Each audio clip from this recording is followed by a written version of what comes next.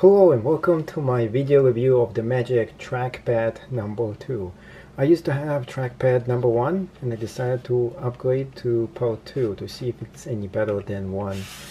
A few problems with 1 that I actually had is that 1 uses batteries and this one is more environmentally friendly. It is rechargeable. And now I have something that is the Magic Apple mouse. And this one is kind of neat and it's good, but you still have to click on it, so there was a few issues with this one. What I like about this is also rechargeable. So the question is, should you actually ditch the mouse and get this one instead? Well, it is a little bit more complicated. This is what you get inside the box. You get the instructions, you actually get the charger, and this is it. The box is not as cool as other Apple products. Let's put this back in. Now, when it comes to using this, I actually prefer the mouse, the Magic mouse, a lot more because it is just so small, slim, and cool. The mouse itself is very nice, and I do think that it is one of the best things Apple designed so far. You can turn it off and on right here. On the other hand, the trackpad itself is also pretty cool. You can turn it on and off right there. It is using Bluetooth and it looks kind of neat. It comes in 3 different colors.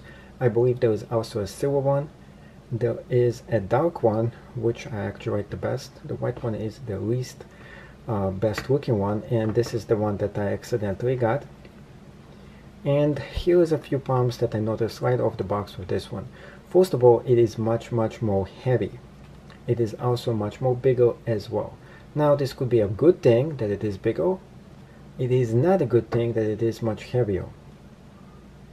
When it comes for you to using it, the thing that I found the most unhelpful is the following. With this one you can actually click on the other side and you're getting a different function with this mouse. So you're getting one function right here, and this function you're doing like a click with the second button. This one doesn't seem to actually have this. You have to use some kind of fancy moves with your hands in order to get the same functions as this to work. You're actually doing twice as much work with this Magic Pad 2 than you're doing with the mouse. So a lot of times I end up going back to the mouse just because I have to use this for other purposes. So I would say if you're just using it for scrolling and things like that, yes, this is cool. You can use it with one finger and so on. Now, a lot of things I still have to use my mouse for, like editing and doing some really advanced work. Which brings me to the question, is this really worth $100+ And unfortunately it's not. And I would hope that next design it will be much slimmer, like the version 1, which I really like. The only thing that was bad about version 1 is that it didn't have an ability for you to recharge the batteries. But you could still possibly use rechargeable batteries. Unfortunately, I bought a used version from the Apple itself. Not Apple itself, but I bought it from somebody on eBay. And of course the batteries in it just died in the sealed version and it leaked right inside.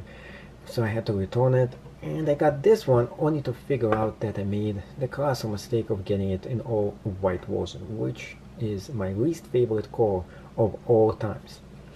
So apart from the color, it is just a lot harder for you to use when it comes for using the mouse, which makes the mouse not really justifiable for you to have 2 different things when you really need just one. Therefore, I'm going to be sending this back. I'm still going to be keeping my Magic Mouse 2, and I recommend at the moment against getting this unless you really like trackpads. If you're really into trackpads and you like doing everything with trackpads, then this is a dream come true. Other than that, I would say stay away and wait until they come up with version 3. Maybe they will work out the kinks, especially when it comes how heavy this item is, how big it is. And these are really the 2 biggest problems that I have with this. Plus, I wish they had the right hand click on this as well. And I wish they had a button on the side. That's all you really need, just a button on the side where you can press on it and get it to click. That's all you really need this to be perfect at. So thank you so much for watching. I hope you enjoyed this video, and decide for yourself, is this really worth the $100 extra or not, after watching my videos or someone else's as well. Also, if you enjoyed this video and found it helpful, please subscribe to my channel. Lots of other cool tech reviews in it as well. There's also going to be a link right down below to this item in case you decide to actually buy it. I buy everything with my own money. This is not sponsored by anyone else. And see you in another video.